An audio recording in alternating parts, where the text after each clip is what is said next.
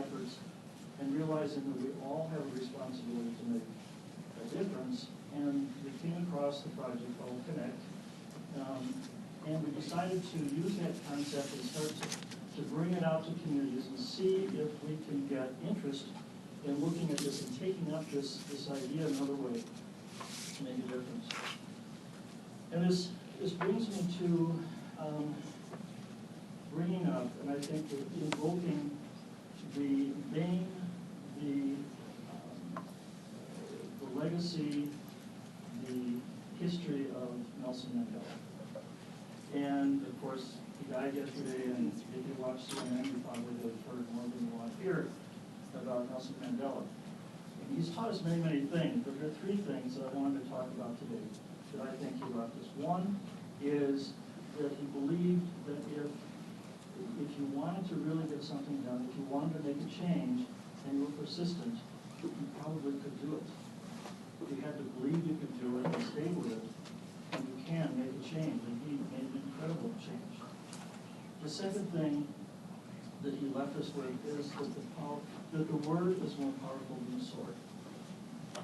And he showed that in many ways. Now, you can think of this in two different ways. And the word is more powerful than the sword, because if we take up our sword to try to end violence and abuse, we're really bringing ourselves down to the same level as everybody else. And so we have to rise above that and show that we have the capacity through our words to make a difference. On the other hand, I can tell you that in my practice, general practice in emergency medicine, the many, many stories of women who said, I wish you would hit me instead of saying the things that he says to me, because it hurts a lot more what somebody says to you. Unfortunately, what you say to somebody that hurts somebody, that's not a crime. And so when we deal with the criminal level of domestic violence and abuse and so on, we're missing out on the other things that have as much or sometimes greater long-term impact, and that is the negative power of the word as well.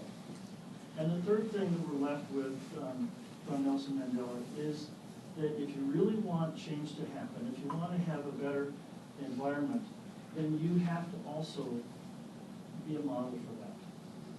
To be a role model, to show people what you want. And I think that that's something that often is left out. But we work in many different ways to try to improve our communities, to try to stop violence that's out there. And then in our own environments, we behave in a way that isn't quite what we would like to identify as the healthiest way. And so what we're asking to do now is to say, all right, how do we take on this role, this responsibility? How do we ourselves become role models in our community that says this is healthy behavior? This is how people should interact between each other. And that's the whole idea around the Connect as one of these options, is how do we create healthy workplaces? Places where we can say, okay, now the standard in our community is no longer that we accept violence and abuse as something that's just going to happen. But we're going to say, no, we're going to believe and expect in our community that we have a different standard of behavior that we're going to all try to live up to. And so that's the hope from all of this. So we bring to you from the Alliance this concept that you'll hear about today. It's one way of approaching this. We want to see what you think about how this might play out in your various workplaces, environments, or whatever. We're going to have you do a couple of exercises this afternoon to see if we can stimulate some things, and we're anxious to get your feedback from that. And I guess at this point, it really is an opportunity for us to hear something a little bit different. We all go to lots and lots of conferences, and we hear lots and lots of things, and we leave those conferences and say, oh, that sounded great. And then we go back and do the same thing over and over again. And how many people are frustrated at the end of the day thinking, how much longer do I have to keep doing the same thing over and over again without seeing the light at the end of the tunnel? And I think by looking at this a little different way, and setting a different kind of standard, and being that model that we really need to be within our communities and our own homes, that we can change the environment.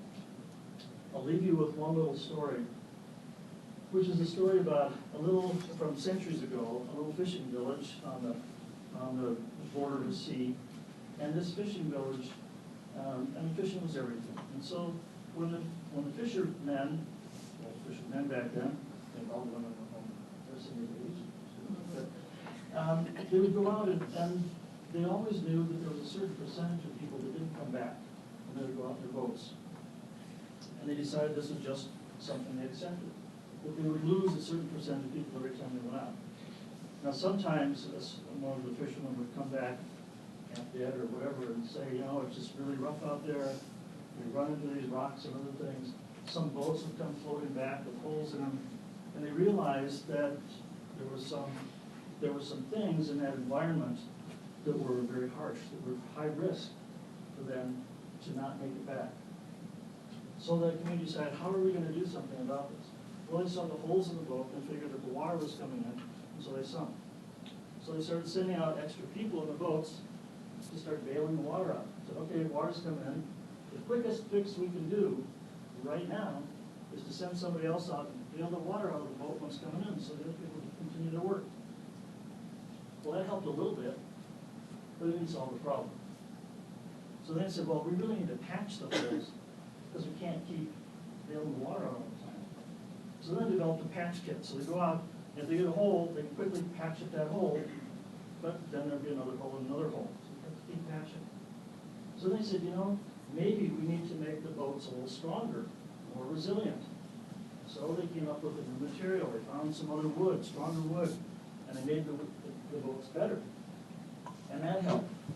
But it still didn't stop the problem until they finally said, you know, I guess we have to invest in really changing the environment, changing where our boats are sailing. We need to go out and do something, either chart a course that's safer for people, or to get rid of some of those rocks or boulders or whatever, move them so it's no longer a risk for people going out. And when they finally decided to make that investment, as much as it took away from the fishing for a while because they had to go out and work on this, they changed the environment. And that's what we're talking about now, is how do we change the environment in which we all work? Can we do this another way? There are many different ways of approaching the problem, but this is another one to go back a little bit further upstream and make a difference. So I'd like to introduce you at this point to Pat Wagner. She is founder and president of Contract for Life. And she is project manager, director, coordinator, all those things, whatever she needs to be, for the Minnesota Alliance. She's been working with us for a while, and I have found her to be a kindred spirit and a great person to work with. She's going to tell you a little bit more about this concept and what we're going to do throughout the day. And there you go.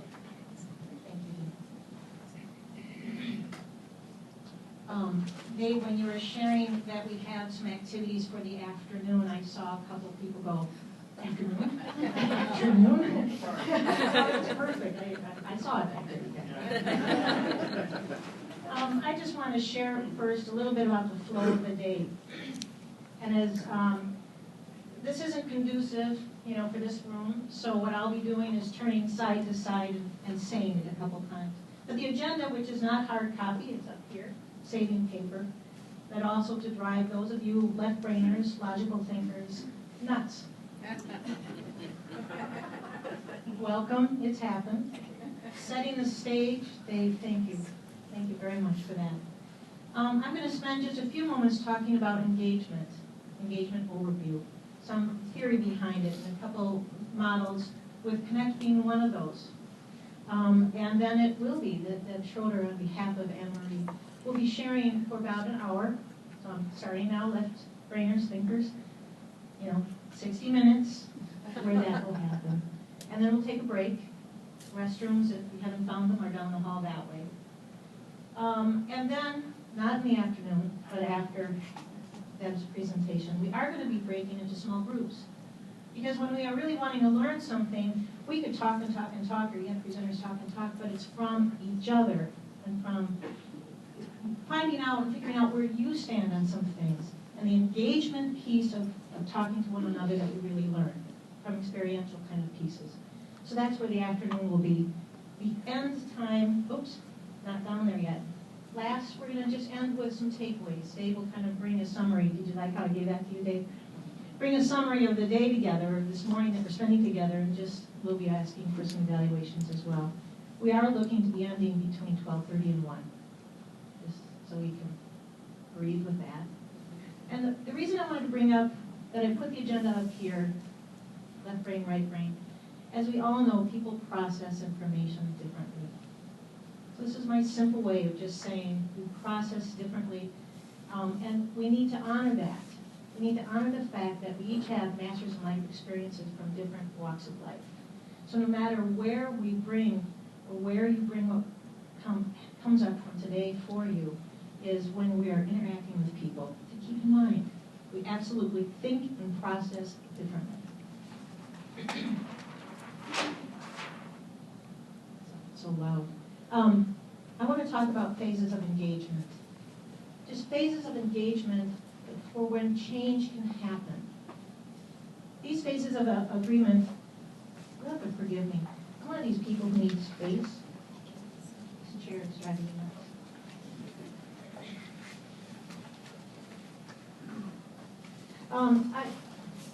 I should back up first so you understand the context that I'm coming from of what I'm sharing. For over the 18 years, I've had the privilege of working with all sorts of collaborations, alliances, strategic partners. My role with On Track is just always working with groups and dynamics of people. So the context of what I'm sharing really comes from that. And so in terms of these phases of engagement, comes from late Robert.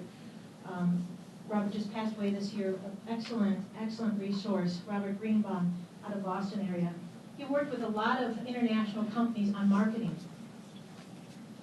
He also worked with a lot of nonprofits on marketing. When we talk about public awareness, that is marketing. It's taking passion, beliefs, and marketing it. It's taking the first phase, which is awareness. It's just helping people become aware. All of you, or the majority of you in this room, have high awareness. What we're talking about is a passion of yours. But there's this whole broad population that may not be aware, consciously or unconsciously aware of violence, or they don't want to admit to it. But their awareness of the different areas of violence and abuse is not there. So the first phase is awareness. Awareness then, I'm going to say awareness here. Then it moves to helping people come to a comprehension, that they start to understand it. So it moves from awareness to more understanding. Understanding violence, abuse, the different areas. So awareness, comprehension, and understanding. And then it moves to conviction. For action to happen, people have to be aware, they have to understand, and you have to move to a place of conviction. Action comes at the end of these stages. Sometimes we think that just because we are passionate about something, everybody else should be.